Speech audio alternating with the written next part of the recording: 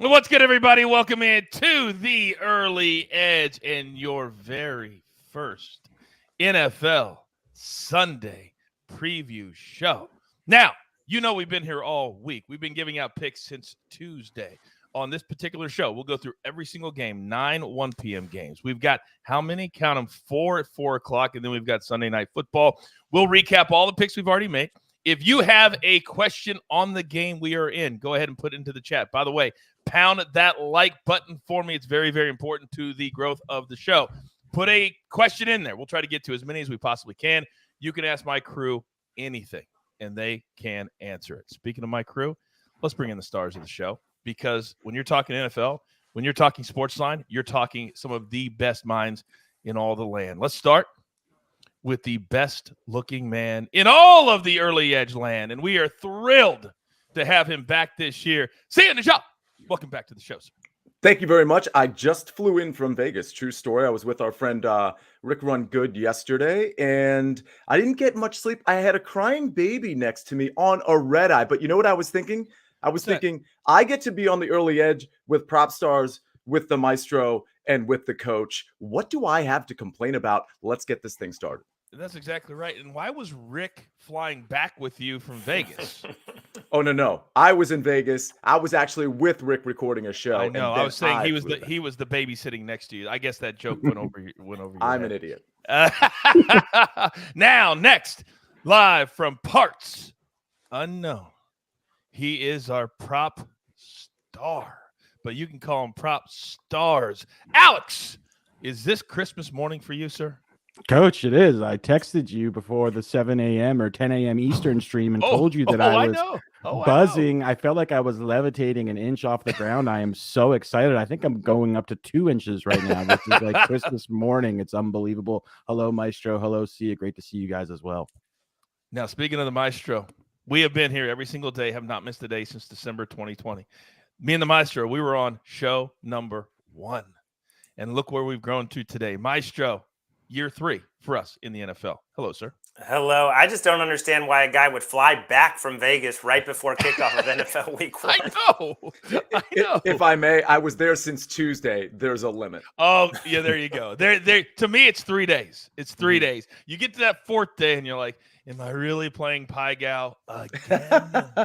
All right, let's get into it. We got a full slate of games today. As I mentioned, 9 early games, 4 at 4 o'clock. Then we've got the Sunday night game, the Bucs and the Cowboys. I'm excited about this slate. We're going to start in Chicago.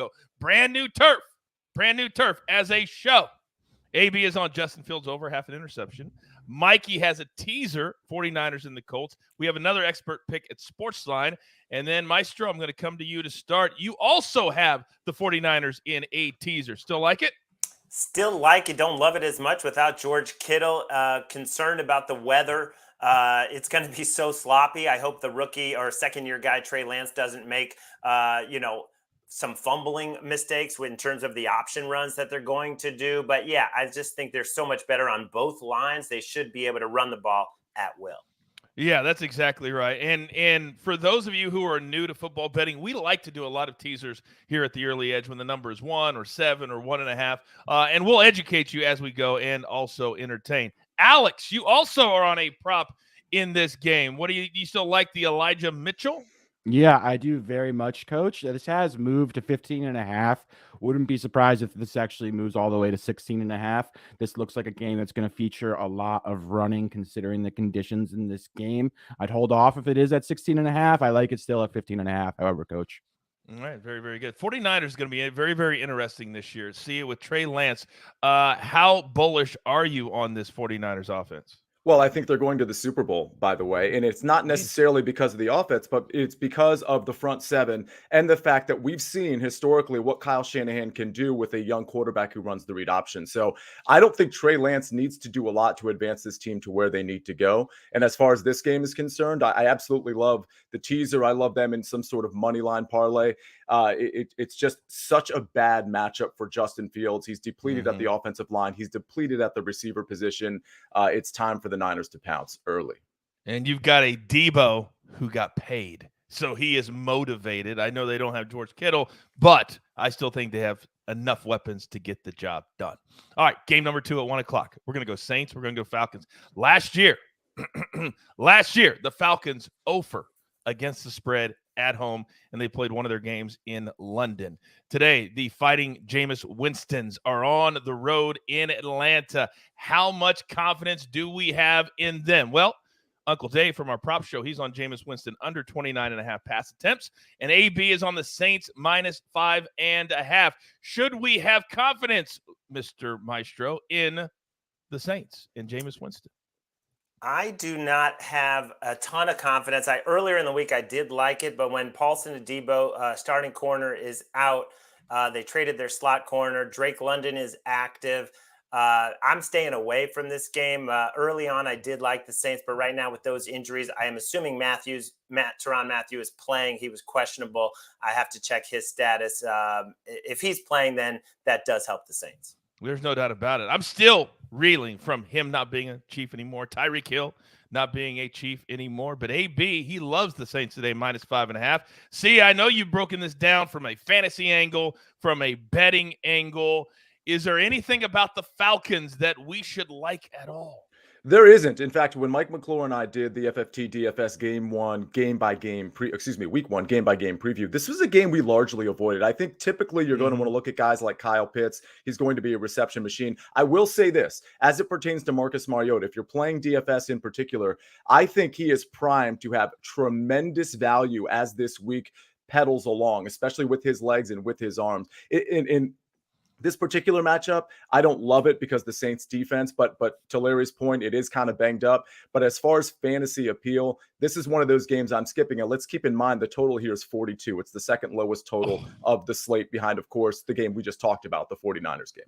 I think it'd be the absolute right time to slide in the you don't have to bet on every game statement that we like to say here on the Early Edge. By the way, Joe says in the chat, Sia sounds like Vegas, but he looks like Hollywood. Oh, he looks like Hollywood. All right, now, moving on, because we got a lot of games to get to. By the way, I need to get to, 300 likes, and you're going to get a brand new thing. We've got the Donkey Parlay in the evening. Well, we've got the Goose Parlay in the afternoon, but I need 300 likes to get there. 500 likes, we're going to do another Madden code drop. Somehow the jeweler stole all my codes and given them away, but I'm okay with it. I only need one, and I got a bunch. All right, moving on, because I know Alex has been sitting there like a rabid dog waiting to pounce. Steelers, Bengals, AFC North matchup. Now, the Bengals, there's been no Joe Burrow to speak of in the preseason. The Steelers, are they going to surprise people? That's the question. Alex, you're on a play that I actually went and looked, and you can still get this number. A little juicy, but you can still get the Tyler Boyd number. Do you still like it?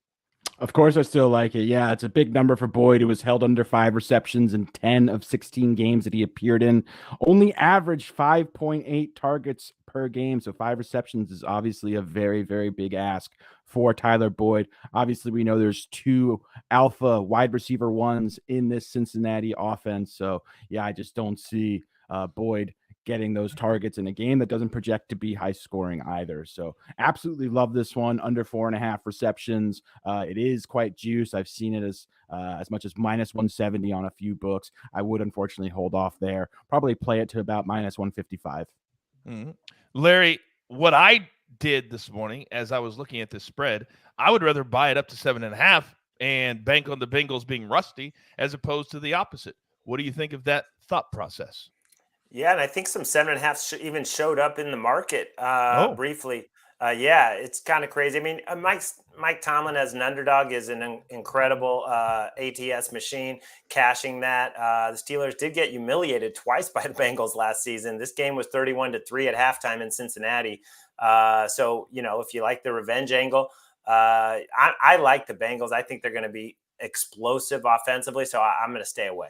I'm glad you used that word explosive. See, let me come to you. Jamar Chase, over 71.5 receiving from Chill Will in the chat. Your thoughts?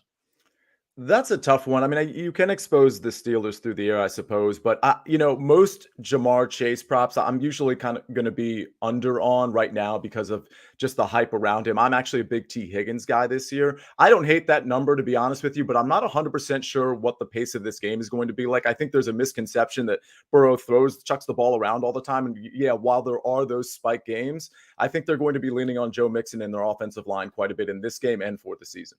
Your thoughts quickly, Alex, on that play? Yeah, I'd have to agree with Sia here. There's just a lot of mouths to feed in this offense. This game does also not project to be the high-scoring game that you would look to for Jamar Chase, potential spike game. So, yeah, I completely second Sia's opinion. And if you buy into the Super Bowl hangover, well, it certainly played into the Rams game on Thursday, and you wonder if it's going to play into the Bengals here tonight. But again, this is another game that not a lot of the public is particularly on. This next game, oh, it is. And I'm going to Detroit City, the star of Hard Knocks. I'm now a Lions fan. This number has moved. It was at 4. It's been 5. I've seen it 6 in some places as a show. RJ White is on the Eagles we gave it out when it was -4. Again, I encourage you all to watch our Tuesday shows, our Wednesday shows, our Thursday shows, because a lot of these numbers change. That's the reason we do shows early in the week, because of how people bet. Very, very important. Turn on those notifications. Also, Uncle Dave's on Jared Goff over half an interception. And Alex, you have a brand new pick fresh to this show from this game. Talk to me. Coach, this may be my favorite prop of the week. It's DJ Chark under 3.5 receptions. The Lions were a run-heavy team in 2021. Only the Saints, 49ers, and Titans had a lower pass rate over expected than Detroit. When Goff does drop back, he throws short. He ranked 38th of 38 qualifying quarterbacks in ADOT last year, Coach. The Lions also have a ton of mouths to feed in this offense. We know about Amon-Ra St. Brown, who was just a target monster in the second half of last season. TJ Hawkinson, one of the most targeted tight ends in the NFL last year. DeAndre Swift is one of the best all-around running backs, also gets a healthy target share there. Another thing that all these guys have on Chark, in my opinion, is they played with Goff. They have established chemistry with him. DJ Chark had a 16.32 ADOT last season, which was one of the highest ADOTs in the NFL. That does not mesh whatsoever with Jared Goff. This is also an excellent Eagles defense, particularly in the secondary, particularly these two corners and James Bradbury, Darius Slay, both excellent boundary corners there as well. I am shocked that this is not 2.5 here. I love fading DJ Chark under 3.5 receptions. Little translation that I've learned over the years when you're talking about Alex and his takes.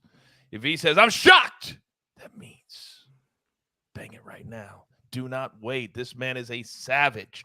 Now, in the chat, let me come to Sia. Hurts over 226.5 passing yards. Thoughts? I don't really like it. I mean, certainly he could get there, but I don't see a particular edge there. I think the Eagles are going to try to establish the run. I think they're going to be able to put up a lot of points, but I think it's going to be as much through the run, if not more so through the run than the pass. It's likely to be a positive game script. I also think the Eagles are going to cover the 4-point spread, which is now come and gone. The Lions allow a ton through the air and through the rushing game. They were second worst in points allowed last year. With all of that said, I think those points allowed will be more via the running game than the passing game. Educate and entertain, ladies and gentlemen. These are numbers you just don't get. You don't want to go to do the work? Then come right here, because my guys do the work. All right, moving on. A nice pace to the show today. I like the pace so far. Now, this is a game, and Maestro, I'm going to start with you, and then I'll come to you because Alex has another fresh pick just for the show. But I want to talk about the game overall, because the Patriots, we've now gone, Maestro, 2 years since Tom Brady left. They've done nothing. The Dolphins in this offseason, they did everything. Tyreek Hill, $30 million a year. He says Tua throws a better ball than number 15 in Kansas City. Stop that noise. But people are bullish on the Dolphins. Are you? Very bullish. And actually, this line did drop to -3, -120 at Caesars. So I posted it on the site because that's the number I was waiting for. I just think the Dolphins are trending up. The Patriots are trending down. Connor Williams, Teron Armstead, Tyreek Hill, Cedric Wilson, Melvin Ingram. I could go Raheem Mostert, Chase Edmonds. These are people that the Dolphins added. These are impact players on all different levels of the team. The Patriots, to me, their O-line is worse. Their defense is worse. I know they got down there Tuesday to get adjusted to the heat, and maybe that helps. And Bill Belichick against a first-time head coach is an attractive angle, but I think Mike McDaniel's a brilliant guy. I think Tua is going to be a lot better this year with that supporting cast. So, yeah, I laid the field goal. Yeah, I agree with you. Now, I don't agree with Tyreek Hill, but I do agree with you. Now, see, quickly let me come to you because on the Patriots side of things, Bill Belichick has been very, very stubborn about moving and changing and things like that. But this year, nobody is picking the Patriots. Why? It's a good question. If you're talking about just wins in general or to win the division, I mean, obviously it's tough sledding when, you're not really sure what you're going to get from them. We know we're going to get a heavy dose of Ramondre Stevenson, of Damian Harris, but we're just not really sure how dynamic Mac Jones is going to be with that receiving core. There's not much behind Jacoby Myers and Devontae Parker. There's not much to say about those two guys in general. So I just think the AFC is so stacked. We just don't know what to expect from a Bill Belichick team without Tom Brady. There's no doubt about it. And you can see the jeweler throwing up all the lines. They are fresh. We get them from our good partners at Caesars Sportsbook. By the way, we just slid over 200 likes. I need to get to 300 before I release the Goose parlay. Somebody in the chat said, where do we find the donkey parlay on the site? Does anybody here, I know it's Mikey does it. Anybody know where to find it on the site? Real quick. He's going to be on the show tonight, so we can ask him that then, but would be under the analysis tab. Oh, in an thank article. you. Oh, the voice of God. The voice of God. And Michael usually tweet it out as soon as it gets posted. So again, as we always tell you, if you're looking for article picks as soon as you can, get those Twitter notifications for especially Alex and Mike. There you go. That's why the jeweler runs the brand. Turn on those notifications the second a play is made, and also become a SportsLine member. This is the time to do it. $10 a month. Some of you out there are still paying thousands for picks. Crazy to me. We got the best one. Right here. $10. $10. All right, moving on. Hey. To it. Whoa. Easy, boys. Easy, boys. Real quick, Maestro, what were you going to say first? Sorry. I was going to say that Alex is going to jump out of his seat if you don't come to him. Now, Alex, would I ever miss you? Would I ever miss a pick? I said, moving on to a fresh pick in this game. That is right, Coach. That is exactly right. We've got Ramondre Stevenson. Sia mentioned him. I love this guy. Over 34.5 rushing yards, Coach. Over the last 8 games of the season, he averaged 13.5 rushing attempts, 66.5 rushing yards, eclipsed this line in 7 of 8 games, would have been 8 out of 8 games, but in the final regular season games, he had 4 carries for 34 yards against these Dolphins.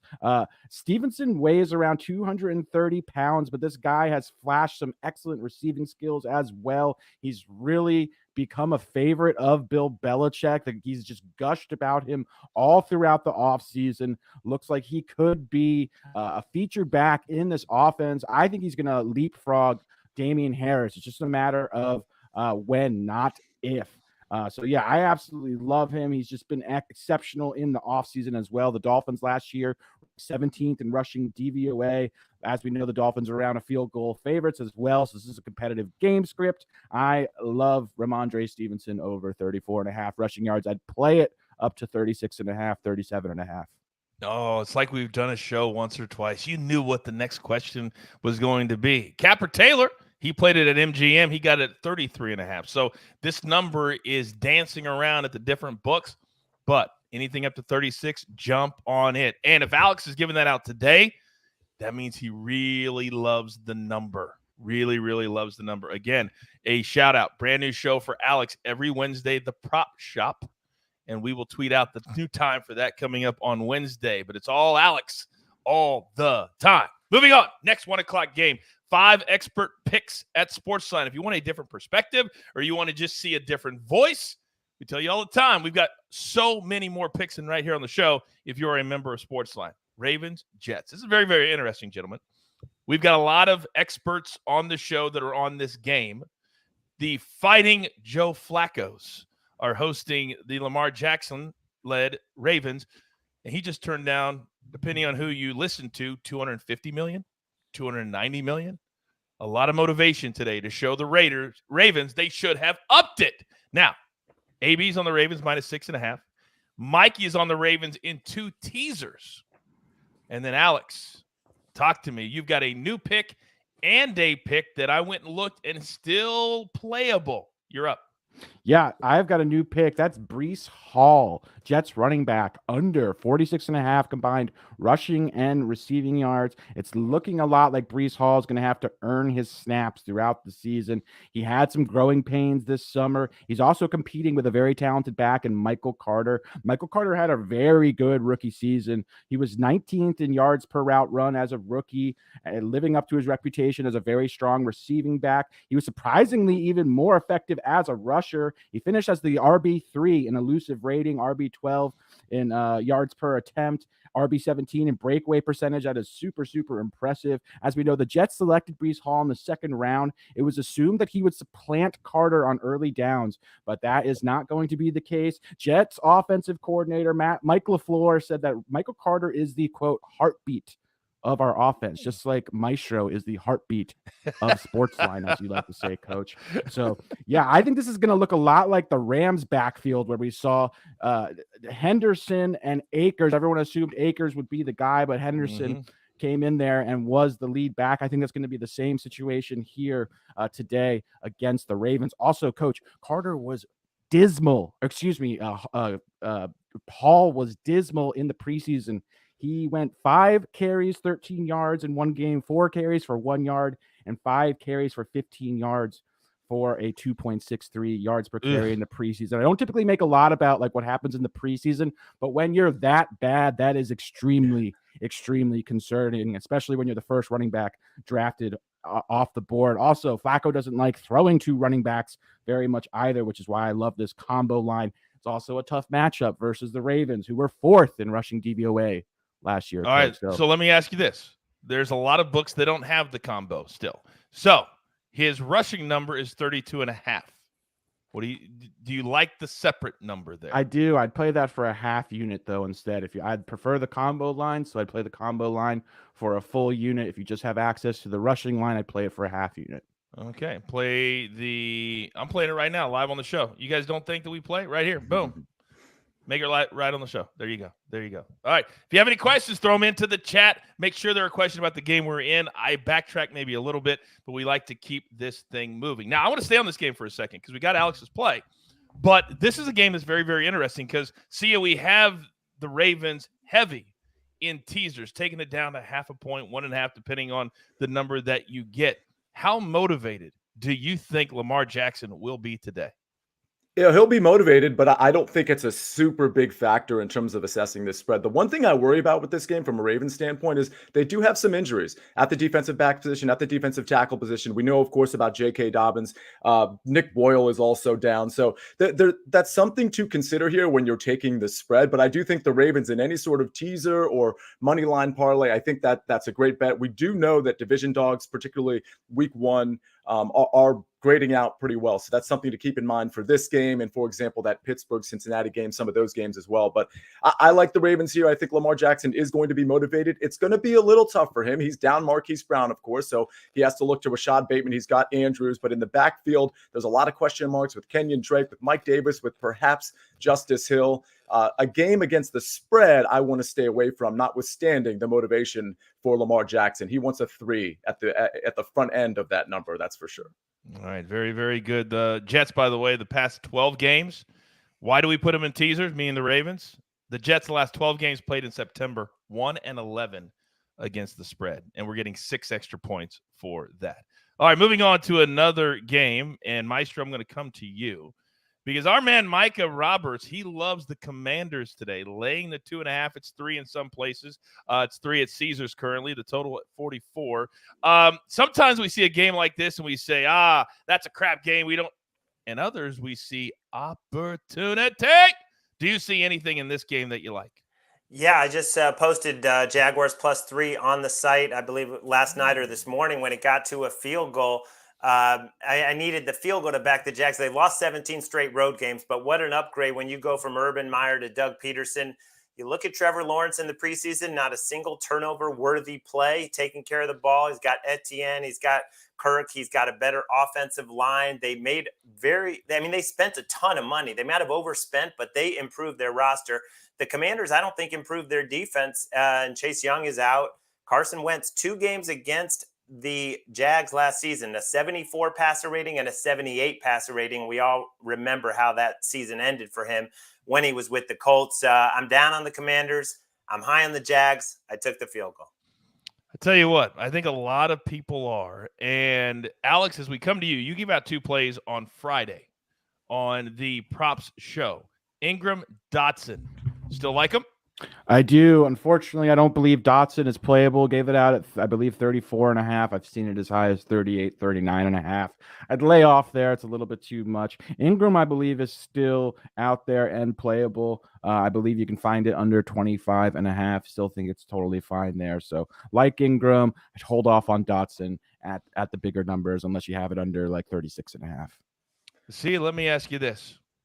The Jacksonville Jaguars, I love everything that the Maestro said, but they have lost 17 straight road games. Your thoughts? It's amazing, but it's not a trend I really want to buy into too much. I like the whole new administration thing here. And Washington, I think, really can get exposed on the defensive side of the ball more than a lot of people think. I think we still think of Washington as this team from 2 years ago that had a pretty dominant front seven. Their front seven is okay. They can still get after the pass rush even without Chase Young. Their secondary can get exposed. And actually, I'll tell you, I almost made an official play in this game with Christian Kirk's receiving yards, and it was 53.5. It's kind of high considering Trevor Lawrence's passing yards total. With that in mind, though, whether you're playing DFS or whether you're thinking you might want to bet a prop here, I think Christian Kirk is in play. I think he's going to be pretty dynamic against this secondary that A, can get exposed, and B, is going to be down Cameron Curl at safety. Mm-hmm. By the way, in the chat, and we're never going to make fun of anybody. We're just trying to here to teach just a little bit. Brian Maestro played Washington in a teaser, and that number is now plus 3.5. That's what we consider in sports betting no man's land. Why do we not play teasers at -3 to plus 3.5, Maestro? Well, you're teasing through the 0, and most games do not end on 0. So you're giving away a point of value right there. Yep. I mean, the rule is through the 3, through the 7. If you stick to that, it might work out for Brian. I hope we get a 2-point Jags win and he cashes the teaser. But long term, go through the 3 and the 7. There you go. There you go. Good to see Kelsey back in the chat. By the way, Buddha Slice says Mitchell at 15.5. Rush attempt. Should I still play that? Go ahead, Alex. Yes. The shortest Alex take of all time. Yes. Yes. If you're just hopping in right now, this is our Week 1 Sunday mega preview. We'll be back tonight, 7:30 p.m. Eastern time. We'll look back on the bets that we made and also look ahead to Sunday night football. Now, I would argue, gentlemen, that this next game is maybe the most anticipated game of Week 1. I think you can make that argument. The Browns going on the road. No Deshaun Watson. Jacoby Brissett taking on Baker Mayfield, who has made it no secret how motivated, how hyped, and what he wants to do to his old team today. As a show, as a brand, we've been on the Panthers +1 from 2 months ago. That damn game has been blinking in my account, and I'm ready for it to be played. AB is on Baker Mayfield over 0.5 interception. Dave is on Brissett under 33.5 for his longest passing completion. So, Sia, let me start with you. Should we have the kind of betting interest in this game that we are seeing? Yeah, this game's kind of an unknown for me. I know there are a lot of people that are on this game. I remember Mike McClure saying he was on Carolina really early in the week, if not last week. I just don't know what to expect from Baker Mayfield in this offense and Baker Mayfield's connection with Christian McCaffrey through the passing game, DJ Moore, Robbie Anderson, considering this Cleveland defense. So I don't really know what to expect from the Cleveland defense. It's a very good defense, front seven, secondary. It's just a game. There's too many unknowns for me. So it's not a game I looked for from a daily fantasy standpoint or from a betting standpoint. Alex, there's a lot of people out there, just like in other sports that we see, that like to bet on certain teams and like to bet on certain players. What would your advice be to people who want to bet on Christian McCaffrey props this season? I'm erring on the side of caution. Obviously, the guy's a phenomenal player from a per game standpoint, one of the greatest fantasy and prop players we've seen, certainly of his generation. For me, it's a little bit of a wait and see approach. It's serious durability concerns. I kind of want to see what's going to happen with his workload if they're going to limit his touches early, because he cannot sustain 25, 28, 30 touches per game till I have a better feel for how that shakes out. I'm personally staying away from McCaffrey. He's very, very, very volatile either way, but I'm not willing to risk it. I know a lot of people didn't pick him up in fantasy for that reason. All right, moving on, because we got several more games to get to. We have crossed the bottom of the hour. The first round of 1 o'clock games, I love saying that. It's about 27 minutes from right now. We end just a little bit early, so you still have time to get all the bets in. Meister, let me come to you, because the Colts are a team that a lot of people are high on this year. They now have a new quarterback again, and the Houston Texans, they've now turned into the Jags of the AFC South. They've got nothing, and they've got a quarterback that some people are high on, others are not. Mikey has the Colts in a teaser to bring it down from the 7. Do you like the 7, or do you think we need the 6 points? Definitely don't like the 7, given they've lost 8 straight openers. The Colts have, and 4 straight, I guess, under Frank Reich. And no Shaq Leonard. I mean, that's the leader of their defense. You go back and look at the numbers he put up. I think it was like 8 forced fumbles, 1 million tackles. The guy was a machine last season. I'm high on the Colts, but no way am I laying a full touchdown. I do hope they win, though, for survivor pool purposes. Now, see ya. Maestro says that. And then I'm looking at my notes, and last year, 2 scores jump out to me. 31-3, 31-0.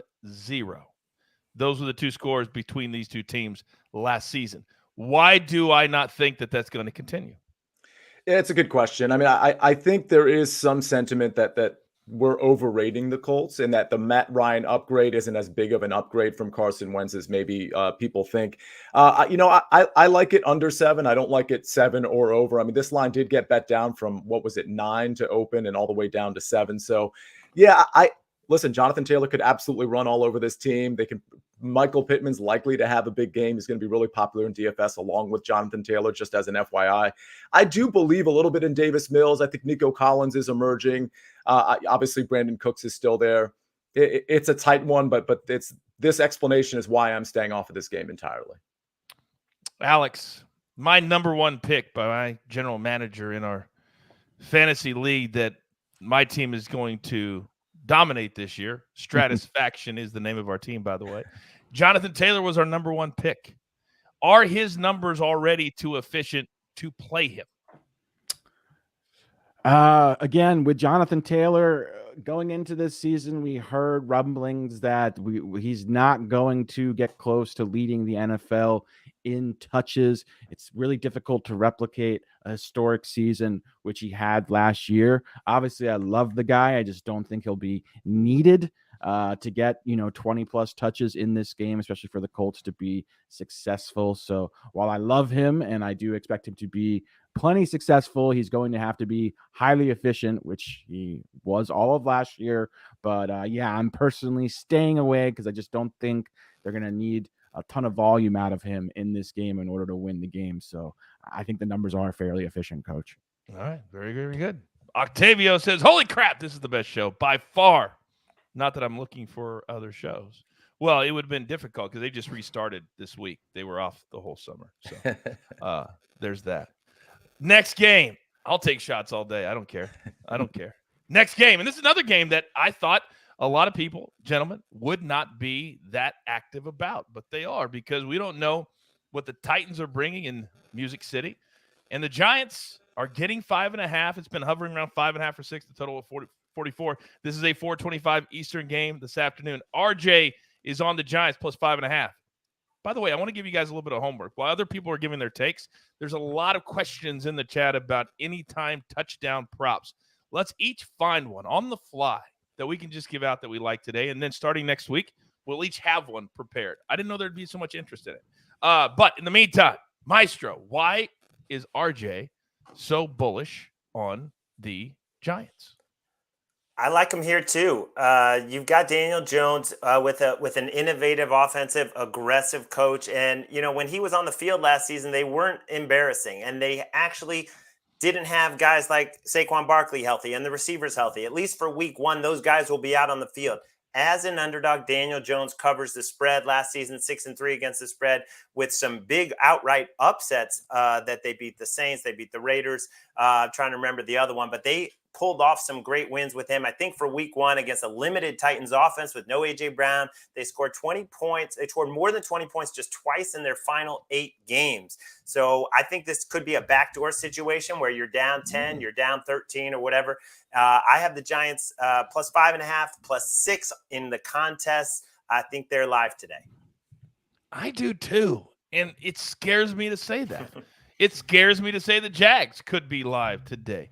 But at different points in NFL history, Sia, teams have to turn the corner. Do they not? Teams have to say, you know what? We're not going to be the Giants of the last 5 years. We're going to be the Giants of the 90s. Yeah, now, I know that's a stretch, but at some point, right? Well, it works both ways. We could have two franchises that are kind of intersecting in different directions, right? Because the Titans are probably taking a step back because they don't have A.J. Brown. They've got some injuries on some really key injuries, both on the back end and the front end. Obviously, their defensive end is out for the year, but they have some injuries in their secondary as well. And it's just they're not really dynamic offensively. We don't know what to expect from Derrick Henry. And by the way, it's not a supreme offensive line that the Titans have. I have confidence in Brian Daboll. I'm not so sure Brian Daboll rolls out all of the bells and whistles in the first couple of weeks because of all the injuries that especially at the receiver position that the Giants have sustained. But 5.5, it's a big number. And I think the Giants are going to stay within it, whether it's a backdoor cover or not. All right, very, very good. Again, that's a 4:25 Eastern time start. By the way, you guys did your job. I will do mine. You have qualified for the Goose Parlay. We'll give it away at the end of the show in about 12 or 13 minutes from right now. But if you want those Madden codes, well, we got to get to 500 likes. If you hadn't hit it, just dump out of the chat, hit that like button, and come right back in and get right back to talking with the greatest community in all of sports betting. We need to get to 500 to give out those codes. Now, next game. And I'm starting with you, Alex, because Uncle Dave, and I know you normally don't like quarterback props, but he's on Aaron Rodgers under 1.5 passing touchdowns.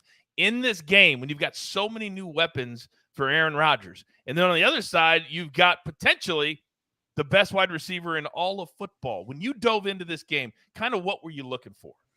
There's a lot to look for in this game, Coach. I think this Vikings offense is going to take a major step forward. I just think from new coaching system, just seeing Kirk Cousins, just all these weapons that he has at his disposal, I'm expecting big things from this Vikings offense. Going to be really interesting on the other side to see how Aaron Rodgers is going to deal with losing Devontae Adams, also Allen Lazard inactive for this game. Just going to be tough for Rodgers. He's going to have to spread the ball out a lot, going to have to feature those running backs quite a lot, both running the ball, feature them in the passing game. I know Mike gave out Aaron Jones receiving yards earlier. I like that because I think he is Aaron Rodgers' most trusted receiver. So, yeah, it's going to be really interesting to see how Aaron Rodgers is able to overcome pretty much one of the least talented groups as far as pass catchers go in the NFL. And they're also already banged up. So, yeah, I'm just interested to see if Rodgers can make magic happen. That's a lot. I would be translation of what Alex just said, be very careful on any overs on the Green Bay side of things. They've got to figure out who is going to be their go-to weapons. That's what they have to figure out. Now, I want you guys to be able to get the Goose Parlay in. So we're going to do that next. But this is a big game today. So I want to get Sia's take, and I also want to get Maestro's take. Sia, I'm going to start with you because Aaron Rodgers has not been happy. But he's got to be happy with the new haircut. Finally, he looks normal again. But today, because we're playing an under 1.5 passing touchdown prop, we never do that. Why are we not even remotely confident on the Packers, who have been great in the regular season the last few years? Yeah, I just think that we have so many questions. You hate to come in with so many questions at the receiver position in general. I mean, that's why if I'm going to take this game, I'm going to take the Vikings +2 because of the new regime, but also because of the weapons they have. Kirk Cousins is an average to above average quarterback. He's got a great running game. He's got great weapons. We can't say that about the Packers. We don't really know what to expect early out of Christian Watson or Romeo Doubs. Lazard's not going to play. How effective is Randall Cobb going to be? What we know is that A.J. Dillon and Aaron Jones are going to get a lot of run, both through the running game and the passing game. That's not enough to convince me that Aaron Rodgers is going to have a big game this early in the season in this particular matchup. Maestro, there are a lot of people that think that Kirk Cousins could be in line for a lot of different things this year, leading the league in passing, leading the league in touchdowns because of the weapons that he has. For those people at home that may not be that familiar with Minnesota and the Vikings, why should we entertain those types of bets? Yeah, I agree. I mean, with not just Justin Jefferson, you talk about Thielen and Osborne and Irv Smith and Dalvin Cook catching passes out of the backfield, and now an aggressive pass-first coach. It's a passing league. They've got the right coach. They've got a very competent quarterback who can operate a new system, picked up the system. I just think the sky's the limit for that offense. I do too. I really, really do too. We'll keep an eye on this one. I can't wait to kind of recap and see what happens. This is a stay-away game for the most part for our entire crew, but we'll certainly be watching it. Now, we've got a brand new thing this year. We do the Donkey Parlay in the evening, but the Goose Parlay, and this, I'm going to need the jeweler to show his face. All right, jeweler, I need you to explain to the good people what our Goose Parlay is and what it is. Well, so I don't know if you guys remember or not, but about a week ago, Alex was in a panic. He was logging some wagers on his computer, and his adorable cat, Goose, jumped all over the keyboard. And maybe you could correct me if I'm wrong. It was something like a 5-leg round robin, something like that, for like a quarter of his entire bankroll. Which we never recommend your entire bankroll, or, a quarter of your entire bankroll on one single play. So, we had a fun with it. Coach used his connections to get the wager canceled. So thank you, Coach. But we did put it in the memory bank because we thought this might be a fun thing to do on Sundays. Have a little Goose Parlay, which in Alex's case, it's a couple of player props that we could spread out throughout the daytime slate. So we got it. And I think you guys are going to love the graphic too. Oh, let's see it. The Goose part. Oh, are you kidding me? Oh, we've got Chief. We've got Goose. Oh, the official pets and mascots of the early edge. Love them all. All right, take us through it.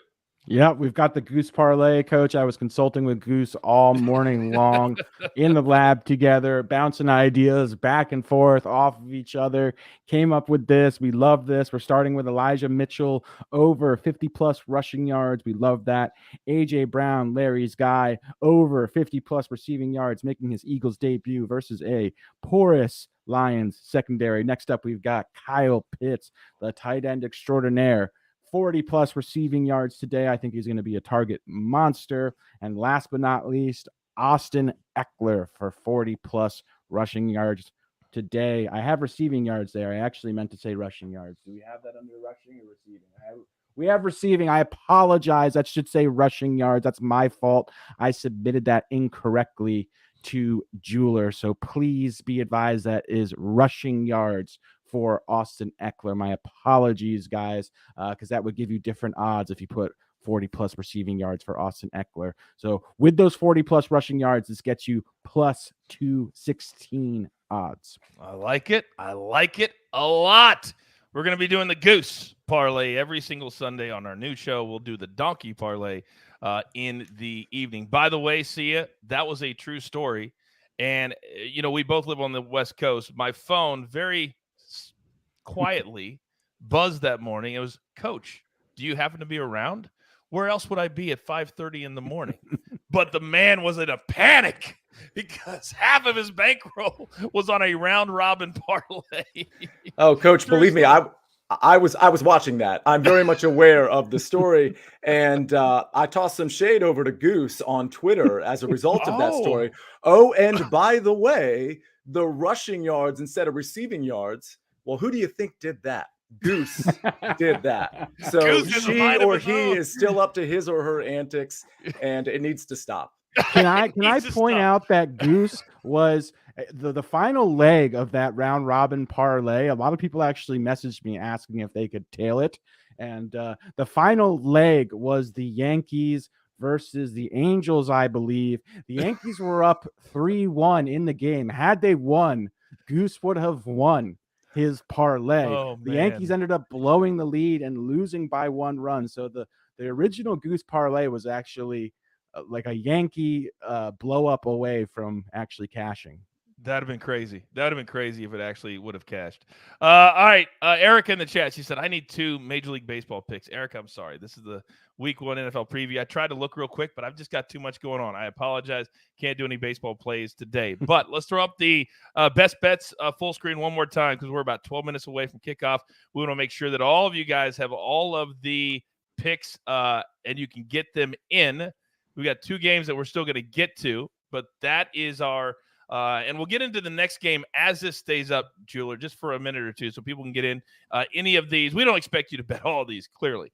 But the next game is the Chiefs and the Cardinals. We'll get into that as people are looking at the best bets. And Sia, we'll start with you because RJ is on the Cardinals +6. This started in the 3.5 to 4 point range. The total is sitting at 53.5. But people do not have confidence in Kyler Murray or the Cardinals because they're at home and this number has gone away from them. Why do you think that is? Well, it's mostly because of the injuries. We don't know what's going on with Zach Ertz. I mean, he's going to play, but that's 1 target down. We know DeAndre Hopkins is out.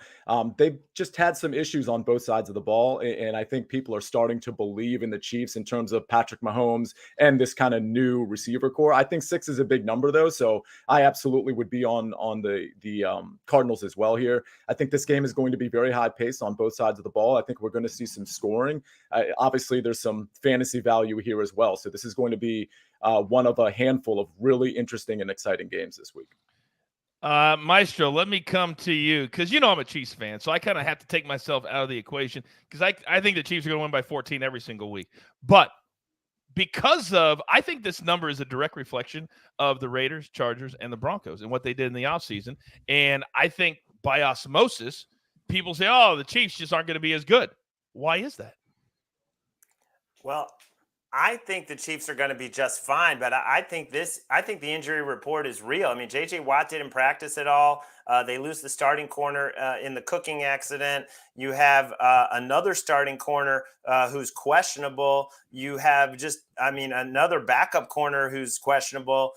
I just don't see how there's no Chandler Jones anymore. Marcus Golden is the only pass rusher whatsoever for the Cardinals. This was not really a good secondary to begin with. So Patrick Mahomes, I love him over 2.5 TDs today, passing TDs, because he does that every week 1. He's got something to prove, and he's just going up a very makeshift back 7 or secondary for the Cardinals. I completely agree. I think he's got a chip on his shoulder. I think he's ticked off that people haven't been paying attention to him.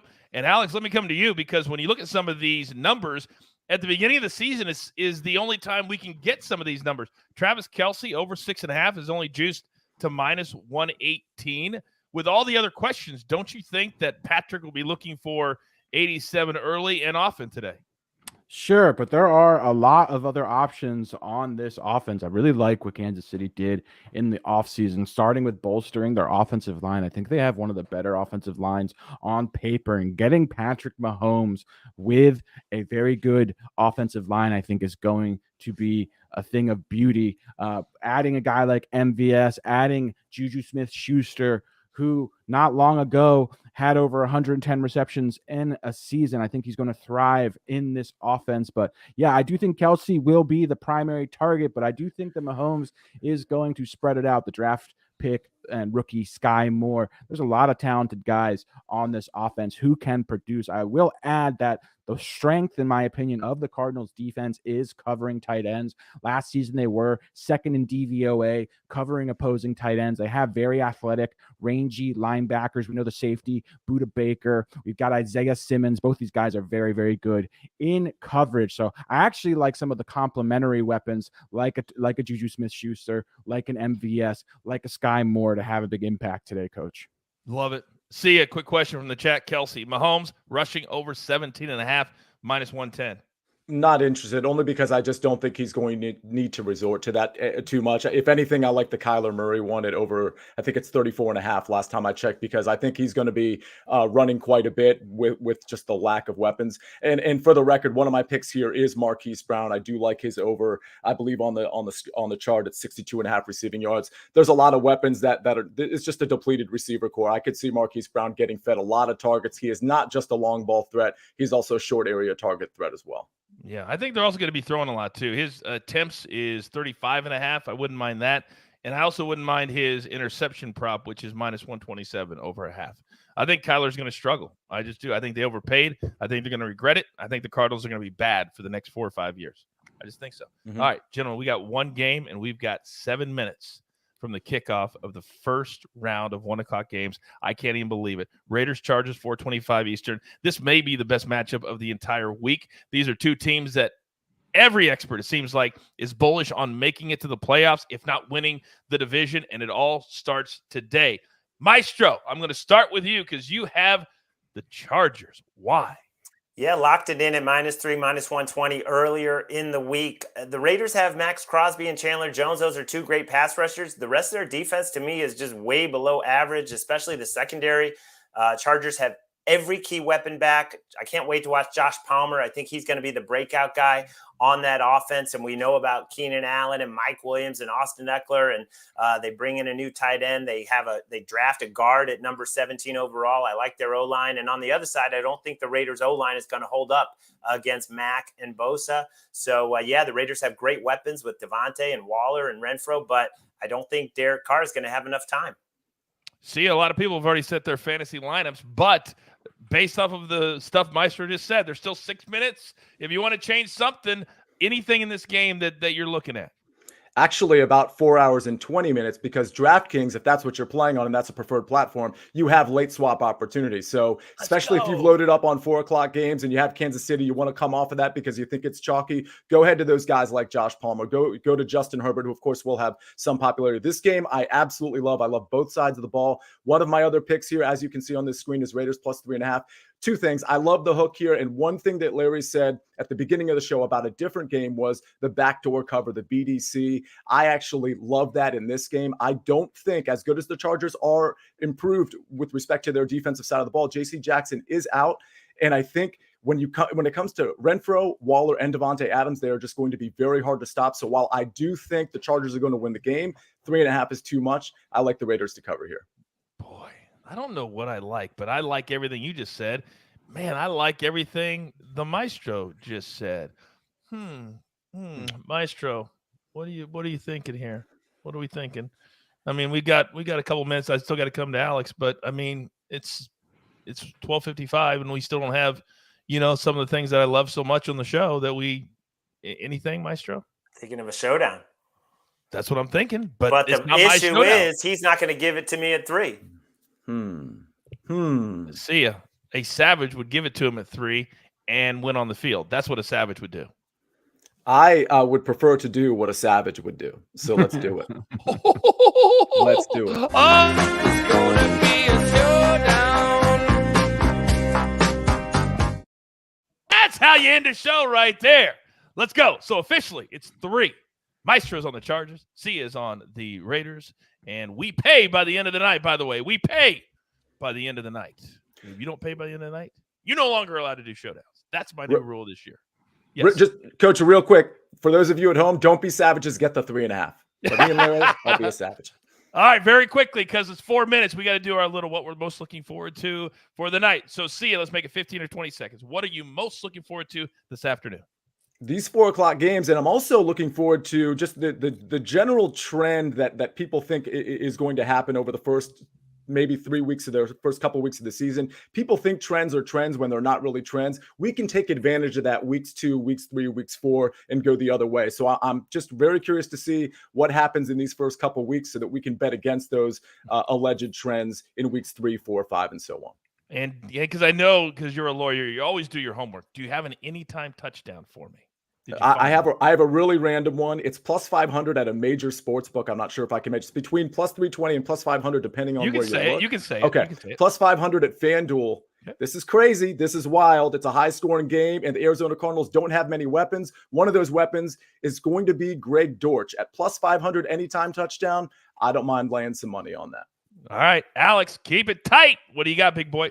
I just can't wait to see this new look Philadelphia Eagles offense. A.J. Brown as the focal point of the passing attack. I think it's going to be electric. Love what I've seen from this whole team over the offseason. Can't wait to see the Eagles play against a Detroit Lions team where they should be able to have their way. Quickly, were you able to find an anytime touchdown or no? A.J. Brown. A.J. Brown. All right, A.J. Brown. All right, Maestro, bring us home. Yeah, I'll make an official pick with my anytime TD. Alvin Kamara minus 125. Think he's going to be heavily involved this week. Disappointing season. I think he comes out with a bang. All right, man, what a good first show. Don't forget, we'll be back tonight at 7:30 Eastern time. We'll look back on the afternoon and get you set for the Bucs and the Cowboys Sunday Night Football. New start time this year, 7:30 p.m. Eastern time. We go all the way up to kickoff. Man, it's great to be back. With that being said, there's only one thing left to do, and I believe you all know what that is. Oh, we got 2 minutes left. You've got your marching orders. Let's take all of these tickets straight to the pay window. For my entire crew, you see them right here. Love them all. My man Sia, Maestro, Prop Stars, Jeweler on the ones and the twos. I am the coach. Tell all your friends. You want to be valued. You want to have fun, and you don't want to spend thousands of dollars just to make a pick. There's only one brand you even need to worry about. We like to call it the Early Edge. Good luck.